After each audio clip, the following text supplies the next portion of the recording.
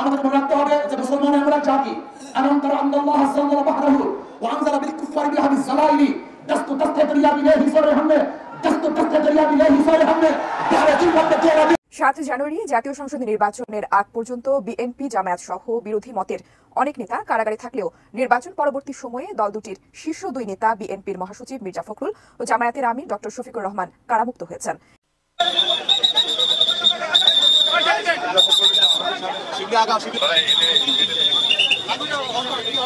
চারিদিক থেকে হাজারো বিপদ এবং বিপত্তি, হাজারো অনিশ্চয়তা এবং চক্রান্ত।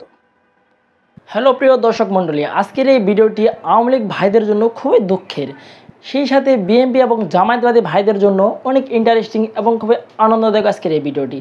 আজকের এই ভিডিওটি আপনারা দেখতে পারবেন সামনে কিন্তু আওয়ামী লীগের অন্ধকার ছাড়া আর কোনো কিছু আসছে না। এবার কি তাহলে শেখ হাসিনার পদত্যাগ হবে? আজকের এই ভিডিওটি আপনারা সম্পূর্ণ বিস্তারিত মাধ্যমে দেখতে পারবেন। আজকের এই ভিডিওটি আপনারা দেখতে পারবেন জামায়াতবাদী এবং বিএনপি কিন্তু এক হয়ে গিয়েছে। মির্জা ফখরুলের সাথে কিন্তু জামায়াতবাদীর বড় বড় নেতারা হাত মিলিয়েছে এবং বলেছে আমরা ঐক্য হয়ে এবং আওয়ামী লীগের বিপক্ষে লড়বো, এমনটা আশ্বাস দিয়েছে কিন্তু জামায়াতবাদীরা। জামায়াতবাদীর সাথে সাথে কিন্তু বিশাল বড় একটি মিছিল নিয়ে তারা আন্দোলন করেছে। তো ভিউয়ার্স, আজকের এই ভিডিওটি অনেক ইন্টারেস্টিং বলে আমি মনে করছি, তার জন্য এই ভিডিওটি একটু স্কিপ করবেন না। বিস্তারিত ভিডিও দেখার আগে যারা এখন এই চ্যানেলটি সাবস্ক্রাইব করেনি দয়া করে চ্যানেলটি সাবস্ক্রাইব করে দিবেন। ইতিমধ্যে যারা সাবস্ক্রাইব করে রেখেছেন সকলকে জানাই অসংখ্য অসংখ্য ধন্যবাদ। এই ভিডিওতে লাইক করে দিয়ে বিস্তারিত ভিডিওগুলো ধাপে ধাপে দেখা শুরু করে দিন। আমাদের মনে রাখতে হবে যে মুসলমান আমরা জাতি আনম তারা আল্লাহ সাল্লাল্লাহু বাহরাহু ওয়া আনজালা বিল কুফারি বিহাদিস জালাইলি দাস্তু তাস্তাদরিয়া বিলাহি সারহামনে দাস্তু তাস্তাদরিয়া বিলাহি সারহামনে দারাতুল মুত্তাকিরা ঘোরাহামনে। আমরা এই জাতি যারা বুক পেতে শাহাদাত গ্রহণ করি কি প্রতিজ্ঞা করি ইনশাআল্লাহ আমরা যুদ্ধ করব, সংগ্রাম করব, লড়াই করব, জিহাদ করব, ফিলিস্তিন রাষ্ট্র কায়েম করব ইনশাআল্লাহ। দশক স্বাধীন রাষ্ট্র ফিলিস্তিনের দাবিতে এবং বাইতুল আকসা মুক্ত করার দাবিতে ইসলামী আন্দোলন বাংলাদেশের এই গণমিছিল, এই মহাসমাবেশ অনুষ্ঠিত হচ্ছে বাইতুল মোকাররমের উত্তর গেটের সামনে। আজকের এই সমাবেশ আমি যদি আপনাদেরকে দেখাই যে এরই মধ্যে এই সংগঠনের বিভিন্ন পর্যায়ের নেতাকর্মীরা উপস্থিত হয়েছেন, তাদের নেতাকর্মীরা বক্তব্য দিচ্ছেন এবং এই মুহূর্তে দলটির বিভিন্ন পর্যায়ের নেতাকর্মীরা উপস্থিত হয়েছেন। আমরা একটু জানতে চাইবো যে তারা আসলে কে কোথা থেকে এসেছেন। আমরা একটু কথা বলতে চাই যে আপনারা কোথা থেকে আসছেন? আমি চট্টগ্রাম থেকে আসছি। চট্টগ্রাম থেকে আসছেন। এই আন্দোলনের মধ্যে আপনি সবসময় থাকেন? ইনশাআল্লাহ আমরা সবসময় যখন যেখানে মুসলিম অত্যাচার হবে আমরা আমাদের হিসাবের নেতৃত্বে আমরা সেখানে ঝাঁপিয়ে পড়বো, কারণ আমরা একমাত্র আল্লাহ এবং আল্লাহ রাসূলকে রাজি করার উদ্দেশ্যে আমরা বলতে এই আন্দোলন সংগ্রাম, কোনো এর উদ্দেশ্য নয়। আপনাদের দাবিটা বলতে পারবেন? দাবিটা কি আজকে আন্দোলনের দাবিটা কি? আমাদের দাবি হলো ফিলিস্তিনকে রক্ষা করা, ফিলিস্তিনের মানুষকে রক্ষা করা এবং বাইতুল মুকাদ্দাসকে রক্ষা করা। এই রক্ষার জন্য, এই রক্ষার দাবিতে আমরা হিসাবের ডাকে আমরা আজকে বাইতুল সারা দিয়েছি। আসলে আমি যেমনটা বলছিলাম যে বাইতুল মুকাদ্দাস এবং আসলে স্বাধীন রাষ্ট্র ফিলিস্তিনের দাবিতে আজকে তাদের এই আন্দোলন, এর মধ্যে বাদ জুমা আসলে তাদের এই আন্দোলন শুরু হয়েছে এবং কিছুক্ষণের মধ্যেই তাদের যে দলীয় নেতাকর্মী আছেন, প্রধান যারা আছেন তারা এসে উপস্থিত হবেন।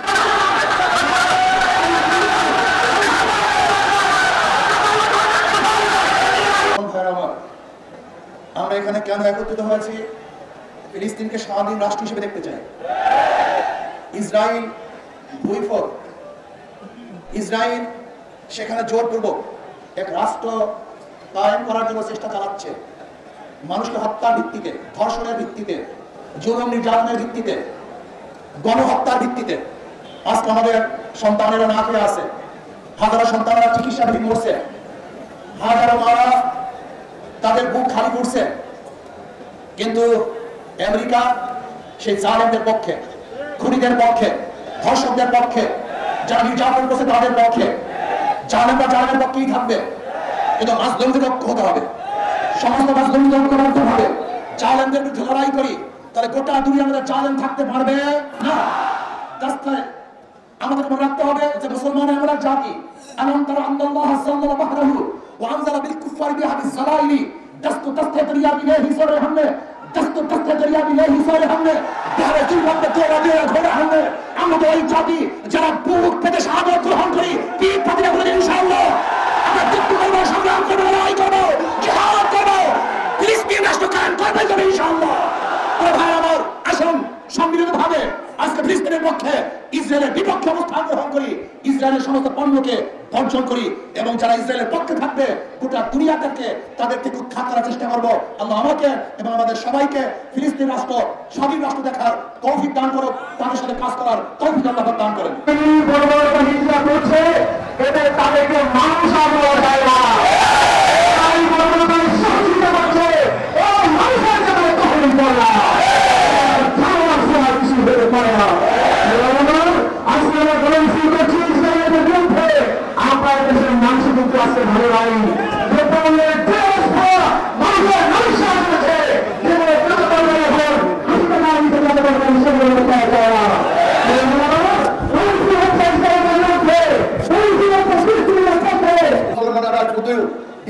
ইসরায়েলের বিরুদ্ধে যুদ্ধ করছে না, দুইটি পরাশক্তি তথা আমেরিকা এবং ইউরোপের বিরুদ্ধে আজকে যুদ্ধ করতেছে। আজকে ইউরোপ এবং আমেরিকা যদি ইসরায়েলকে অস্ত্র না দেয়, আমরা নির্দ্বিধায় বলতে পারি 1 সপ্তাহের মধ্যে পৃথিবীর মানচিত্র থেকে ইসরায়েলের নাম মুছে যাবে। কিন্তু এটা যারা অবাধ সৃষ্টি করে এদেরকে চিরবেন করতে হবে। অনেক মুসলিমরা এখন চালু করে তার ঢুকে রয়েছে, আর আমরা তাদেরকে হিদায়ত দান করি প্রত্যেকটা মুসলিম এক হয়ে ইসরায়েল সহ ইসলামের মুসলমানদের যারা বিভাগ করতে চায় তার বিরুদ্ধে আন্দোলন করতে হবে এবং ওদেরকে ধ্বংস করার জন্য আমরা অংশগ্রহণ ইনশাআল্লাহ আগামীতে আমির পক্ষ থেকে যে কোনো কর্মসূচি ঘোষণা রাখি ইনশাআল্লাহ বাস্তবায়ন করে আমরা রাজপথে নেব ইনশাআল্লাহ।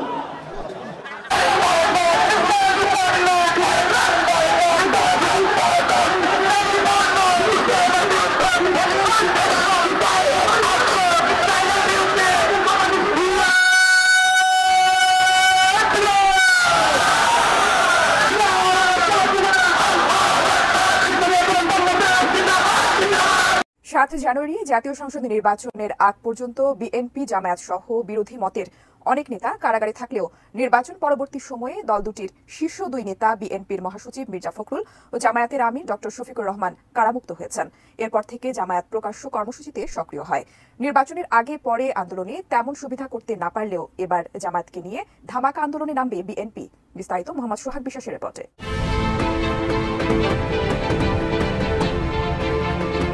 রাজনীতির মাঠে জামাত বিএনপি দীর্ঘদিনের মৃত্যু হলেও 2014 প্রেক্ষাপটে অনেকটাই দূরত্ব বেড়ে যায় এই দুই দলের মধ্যে। বিশেষ করে যুদ্ধাপরাধ ইস্যু, জামাত নেতাদের গ্রেফতার, ফাঁসি, কোনো বিষয়ই বিএনপি নেতাদের কথা না বলা, এমনকি জামাতের চরম সংকটের সময় বিএনপির চুপ করে থাকার কারণে বিএনপির উপর অনেকটাই নাখোশ ছিল জামাত।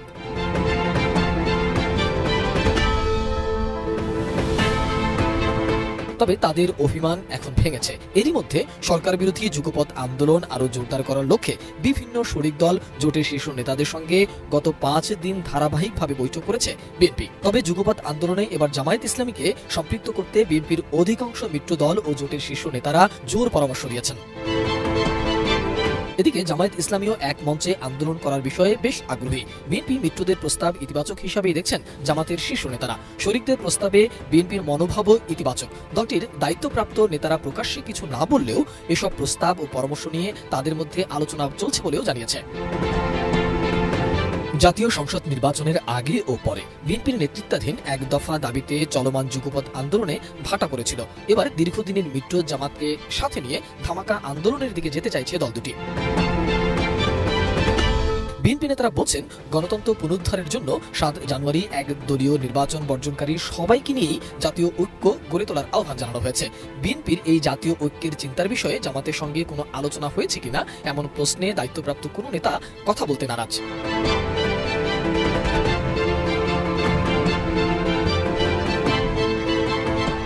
এদিকে সম্প্রতি জামাতের কেন্দ্রীয় নির্বাহী পরিষদ ও কেন্দ্রীয় কর্ম পরিষদের একাধিক বৈঠকে দেশের চলমান রাজনৈতিক, অর্থনৈতিক সহ সার্বিক বিষয়ে আলোচনা করেছেন, এমনকি দিক নির্দেশনাও দেওয়া হয়েছে।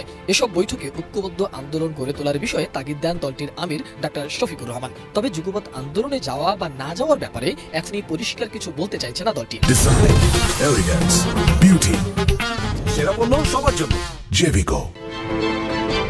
অবশ্য রাজনৈতিক বিশ্লেষক বদিউল আলম মনে করেন, পর্দার আড়ালে এমন অনেক কিছুই হতে পারে যা দৃশ্যমান নয়। আমরা কেউ পুরোপুরি জানি না কি ঘটছে। আমরা অনেক সময় যা দেখি বাইরে থেকে অনেক কিছু ঘটে যা আমাদের।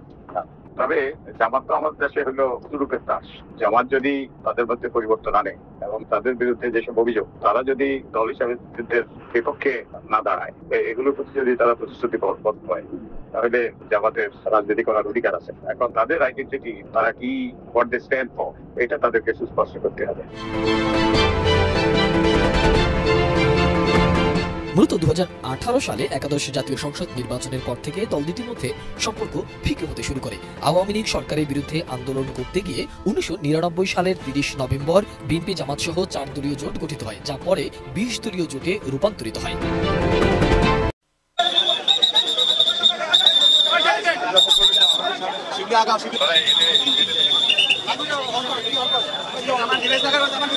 জামান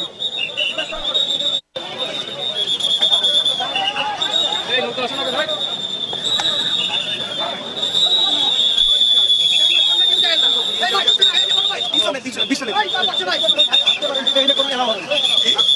অফিস এখন এই মুহূর্তে অফিস ক্রাইম সিন। না না, আপনারা কি অফিস সিল করেছেন? অফিস হচ্ছে ক্রাইম সিন। না, আপনারা কি ব্যাংক করেছেন? অফিস হচ্ছে এই মুহূর্তে অফিস হচ্ছে ক্রাইম সিন। আমি আপনার কাছে জানতে চাই যেটা আবার অফিস কি আপনি নিষিদ্ধ করেছেন? নো, অফিস এই মুহূর্তে হচ্ছে ক্রাইম সিন। কারণ অফিস মানেটা কি? ক্রাইম সিনের মানে হচ্ছে যেখানে হচ্ছে পিও প্লেস অফ অকারেন্স, যেখান থেকে বোমা উদ্ধার করা হয় সেটা হচ্ছে ক্রাইম সিন। সো ক্রাইম সিনে আমাদের কাজ শেষ না হওয়া পর্যন্ত ক্রাইম সিনে কাউকে প্রবেশ করা দেওয়া যাবে না। আমাদের কাজ চলছে, কারণ বোম ডিসপোজাল ইউনিট, আমাদের বোম ডিসপোজাল যে ইউনিটটা রয়েছে স্যার, সেটা পর্যাপ্ত ভাবে আমাদের যা যা অনেক কাজ রয়েছে, মানে সব কাজ তো সমানভাবে বলা যায় না, কাজে আমাদের প্রচুর কাজ রয়েছে। আমি যেটা আপনার কাছে জানতে চাচ্ছি,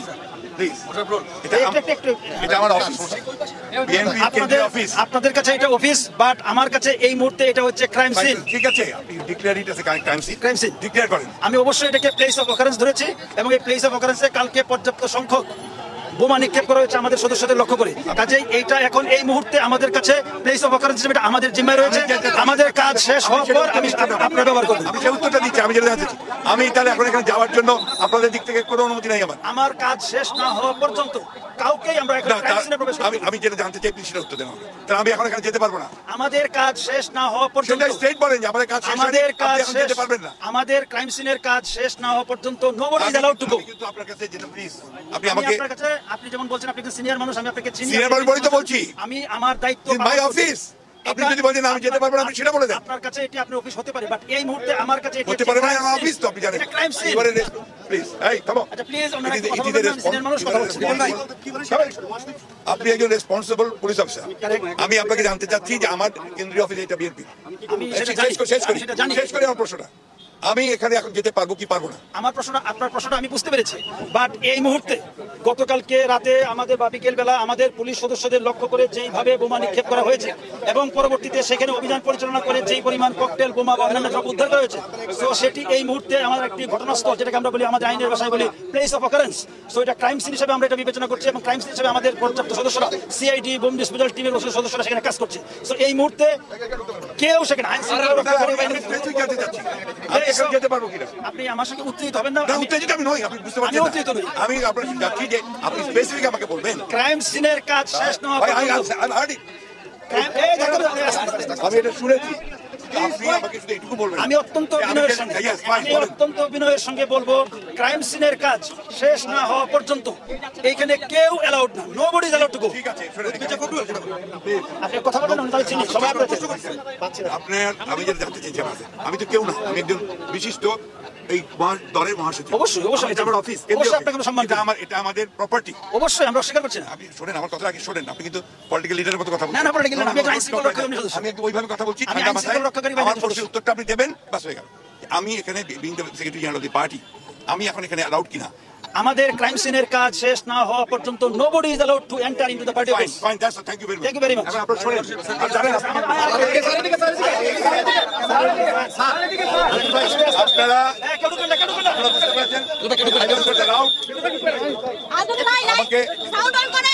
আমাকে আমি পার্টির মহাসচিব, আমাকে আমার পার্টি অফিসে যেতে দেওয়া হলো না, এবং তারা যে কথাগুলো বলছে সর্বত্র মিথ্যা।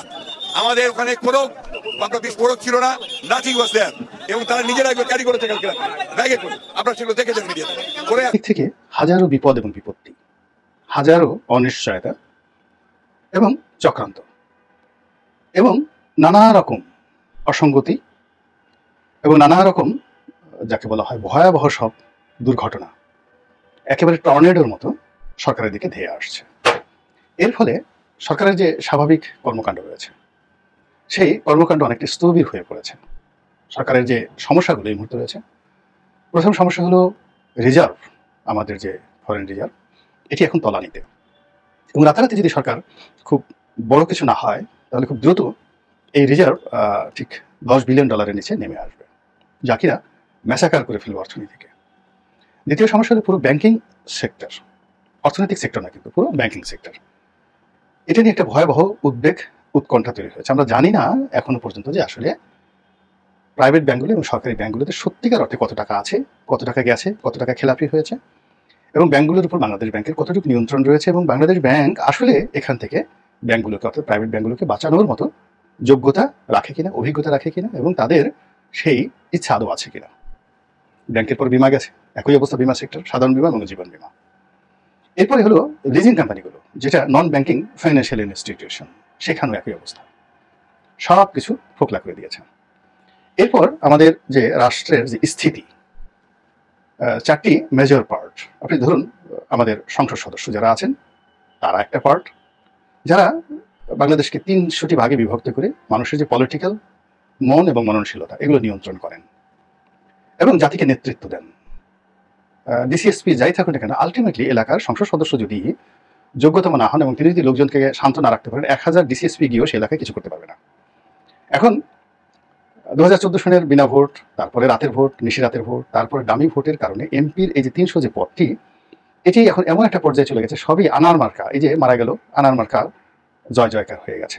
ফলে জনগণের শ্রদ্ধা, ভালোবাসা এবং জনগণ নেতা হিসেবে তাদেরকে মাথায় করে রাখবে এইরকম রাজনৈতিক নেতৃত্ব এই সংসদে আমার দৃষ্টিতে একজনও নেই। ফলে দেশের যে রাজনীতির যে নিয়ন্ত্রণ, রাজনীতির যে পরিমার্জন, রাজনীতির যে দেখা বলে তাপ এবং উত্তাপ, এই পুরোটাই এখন মরুভূমি লু হাওয়ার মতো এলোমেলো ঘুরছে, সাইমুমের মতো এলোমেলো ঘুরছে। রাজনীতি শেষ, যেটা সেন্ট্রাল গভর্নমেন্টের রাজনীতি এমপিরা নিয়ন্ত্রণ করেন। এরপরে লোকাল গভর্নমেন্টের একটা রাজনীতি রয়েছে, যারা এমপিরা নিয়ন্ত্রণ করেন থ্রু উপজেলা চেয়ারম্যান, পৌরসভার মেয়র, চেয়ারম্যান, মেম্বারদের মাধ্যমে। এই স্থানীয় সরকারের মধ্যে যে স্থিতিস্থাপকতা থাকে, চটচটে ভাব থাকে, একটা রিলেশন থাকে, এটা এখন আর নেই। সব এলাকাতে যে যার মতো করে পারছে, চেয়ারম্যান সাহেব চেয়ারম্যান সাহেবের মতো, মেম্বার সাহেবের মতো, উপজেলা চেয়ারম্যান সাহেব তার মতো, ঠিক একটা চেইন অফ কমান্ড যেভাবে থাকে সুষ্ঠু রাজনৈতিক ধারায়, সেটা পলিটিক্যাল সেক্টর থেকে নেই। ফলে পুরো পলিটিক্যাল অবস্থা, সংসদীয় গণতন্ত্রের পলিটিক্যাল অবস্থা, এটি এখন কারো কর্তৃত্বের নেই, নেতৃত্বে নেই। এরপর এখানে আমলাতন্ত্র। আমলাতন্ত্রের মধ্যে 3টি আমলাতন্ত্র আমাদের দেশকে নিয়ন্ত্রণ করে। একটা হলো সিভিল ব্যুরোক্রেসি, তারপরে এরা ডিসিএসপি, টিএনও, তারপরে শেষে সচিবালয়, এই বিভিন্ন রকম ভূমি অফিস থেকে শুরু করে সব কিছু সিভিল ব্যুরোক্রেসি। সবচেয়ে বড় যেটা শিক্ষা বিভাগ থেকে শুরু করে সবই সিভিল ব্যুরোক্রেসির আন্ডারে। তারপর হলো পুলিশ, আইনশৃঙ্খলা রক্ষাকারী বাহিনী, পুলিশ, আনসার, বিজিবি, এই একটা ব্যুরোক্রেসি, পুলিশ ব্যুরোক্রেসি, আইনশৃঙ্খলা রক্ষাকারী বাহিনীর একটি অংশ। আর একটা হলো মিলিটারি ব্যুরোক্রেসি। তো মিলিটারি ব্যুরোক্রেসির মধ্যে নৌবাহিনী, সেনাবাহিনী, বিমান বাহিনী, এই 3টি বাহিনী। আরেকটা আছে জুডিশিয়ারি, নিম্ন আদালত এবং উচ্চ আদালত। এই পুরো যে ব্যুরোক্রেসি রয়েছে, এই পুরো ব্যুরোক্রেসি সিস্টেমের মধ্যে কেউ বুকে হাত দিয়ে বলতে পারবে না যে আমার অধীনে আমার এই পুরো মন্ত্রণালয়, আমার এই পুরো বিভাগ, অনুবিভাগ চমৎকারভাবে চেইন অফ কমান্ড রক্ষা করে চলছে। বরং প্রমোশন, নিয়োগ, বদলি, দুর্নীতি, অনিয়ম, অবিচার, এই সমস্ত ব্যাপারে একজন আরেকজনকে দায়ী করছে, কেউ কারো দায়িত্ব নিতে চাচ্ছে না। পুরো জিনিসটা একটা হ্যাপাজার্ট অবস্থার মধ্যে চলে গেছে। অর্থনীতি গেল, রাজনীতি গেল, ব্যুরোক্রেসি গেল। এরপরে ধরেন বিদেশি রাষ্ট্রের সাথে বন্ধুত্ব। আমরা খুব বড় বড় করে কথা বলি, সবার সাথে বন্ধুত্ব, কারোর সাথে শত্রুতা নেই। আমাদের বন্ধুত্ব করার কি যোগ্যতা আছে, বা শত্রুতা করার কি যোগ্যতা আছে? আমরা কার সাথে শত্রুতা করব? Can we do anything with Bhutan, with Nepal, or with any country like Myanmar? আমরা তো শত্রুতা করার পর্যায়ে নেই, তাহলে শত্রুতা করবো না এই কথা বলার কি দরকার আছে? কেউ যদি গ্রামের একেবারে সে কালো, মানে আছে না যে কানা ছেলের নাম পদ্মলোচন, অন্ধ, যার চোখ নেই, তো তাকে বলা হয় পদ্মলোচন, পদ্মের মতো তার সুন্দর দুটো চোখ রয়েছে। এরকম আমরা যে শত্রুতা করব, শত্রু কই? কার সাথে শত্রুতা করব? শক্তি কই? আচ্ছা, সবার সাথে বন্ধুত্ব। আচ্ছা বলেন তো, এই এতগুলো সমস্যা নিয়ে কে আমাদের সাথে বন্ধুত্ব করতে চাইবে? আমাদের আজিজ আছেন, আমাদের বেনজির আছেন, আমাদের আরো অনেক রতি মহারথী আছেন। এদেরকে নিয়ে আমরা কোন বিশ্ব দরবারে গিয়ে কার সাথে বন্ধুত্ব করবো? আমরা কি মহামান্য পোপের সাথে বন্ধুত্ব করব, নাকি সৌদি আরবের যে খতিব, মক্কা শরীফের যে খতিব আব্দুর রহমান আল সুদাইসি, তার সঙ্গে আমরা বন্ধুত্ব করবো? আমরা কি জো বাইডেনের সঙ্গে করবো, না পুতিনের সঙ্গে করবো? কার সঙ্গে আমরা বন্ধুত্ব করবো? বন্ধুত্ব করার একটা যোগ্যতা দরকার রয়েছে। কোন যোগ্যতা বলে আমরা এখন এই বন্ধুত্বটা সবার সঙ্গে করতে পারি, উইথ এভরিবডি? আমি বন্ধুত্ব করলে হবে না তো। আমি যদি এখন বলি যে বাংলাদেশের একজন ইউটিউবার, আমার তো এখন যদি কেউ বলে সাবেক এমপি, বলবে তুমি তো এখন সাবেক এমপি লেখো কেন, তোমার পরিচয় নেই, তুমি আওয়ামী লীগে নেই। যদি বলি বিএনপি লোকজন অনেকে বলে তুমি বিএনপির কোন পদে আছো, তোমার তো পদ পদবি নেই। সব বাদ দিয়ে এখন বলে যে তুমি সর্বোচ্চ বলতে পারো ইউ আর ইউটিউবার। এখন আমি একজন ইউটিউবার, সেই ইউটিউবার হিসেবে আমি যদি মার্ক জাকারবার্গের সঙ্গে, ফেসবুকের মালিক কিংবা মাইক্রোসফটের মালিক বিল গেটসের সঙ্গে, গৌতম আদানির সঙ্গে, ভারতের সেই ধীরুভাই আম্বানির ছেলে মুকেশ আম্বানির সঙ্গে বন্ধুত্ব করতে চাই, আর বলি দে আর মাই ফ্রেন্ড, আমি সবার সাথে বন্ধুত্ব করতে চাই, আমি চাইলে কি তারা বন্ধুত্ব করবে বলেন? লোকজন আপনারা আসলে কি বলবেন? এখন আমাদের যে বন্ধুত্ব, আমরা কার সাথে কোন ভিত্তিতে করব? What is the fundamental connectivity, fundamental base of friendship কোথায়? তো সেই ক্ষেত্রে আন্তর্জাতিক অঙ্গনে ওরকম বন্ধুত্ব করার মতো কোনো দেশের সাথে আমাদের ওই অবস্থায় নেই। আমরা টানা হেসরার মধ্যে আছি। চীন আমাদেরকে টানছে, ভারত আমাদেরকে টানছে, বড়শি দিয়ে খাবার দিচ্ছে, আমরা খেতে খাবো কি খাবো না আমরা বুঝতে পারছি, বড়শিটা গলায় আটকে যাবে কিনা। এটা তো বন্ধুত্ব হয় না, এটা তাবেদারি করা হয়, এটা লেজুর ভিত্তি করা হয়, ইটস নট এ ফ্রেন্ডশিপ। আমরা আমেরিকার সঙ্গে বন্ধুত্ব করতে পারছি বলেন, যেখানে সকাল বিকাল লু এসে আমাদেরকে ধমকায় যায়, পিটার হাস আমাদেরকে ধমকায়, আজরাজিয়া আমাদেরকে ধমকায়। তো এদের সঙ্গে আমি কি বন্ধুত্ব করবো? চীনের সঙ্গে আমি কি বন্ধুত্ব করবো, যার সঙ্গে আমি বলতেছি আমাকে $5 বিলিয়ন দাও বাজেটারি সাপোর্ট, না হলে আমরা চলতে পারছি না, চলবেও না আলটিমেটলি। চীন আমাদের বন্ধু হবে কেন? ভারত যেখানে পাখির মতো গুলি করে সীমান্তে লোকজন মেরে ফেলছে, তাদেরকে আমরা এখন জমের মতো ভয় পাই, জমের সাথে কি বন্ধুত্ব করা যায় বলেন? তো এই যে আন্তর্জাতিক অঙ্গনের যে কূটনীতি, সেই কূটনীতিতে একটা মারাত্মক বিপর্যয় চলছে। ফলে রাষ্ট্র হিসেবে, সরকার হিসেবে এই মুহূর্তে আমরা কি একটা অবস্থার মধ্যে আছি একবার একটু চিন্তা করেন। এরপর বছর দুয়েক আগে একটা ব্যাপার ছিল, যারা অন্যায় করতো তারা মনে করতো যে এইভাবেই অন্যায় করে পার পাওয়া যাবে। যারা রাজনীতি করতো তারা মনে হতো যে এই অন্যায়কারীদের পতন হবে, আমরা ক্ষমতায় আসবো। কিন্তু এখন অন্যায়কারীদের মধ্যে অন্যায় করার কোনো স্কোপ নেই, টাকা পয়সা শেষ হয়ে গেছে। মারবে কাউকে, সে ক্রোধ নাই, মারতে মারতে যাদের ফিরে রাখছিল সবাইকে কবরে পাঠিয়ে দেওয়া হয়েছে।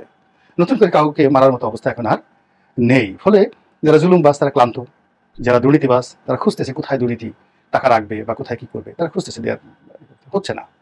সব মিলিয়ে চারিদিক থেকে অসংখ্য অসংখ্য সমস্যা সরকারকে অক্টোপাসের মতো আঁকড়ে ধরেছে, কামড়ে ধরেছে।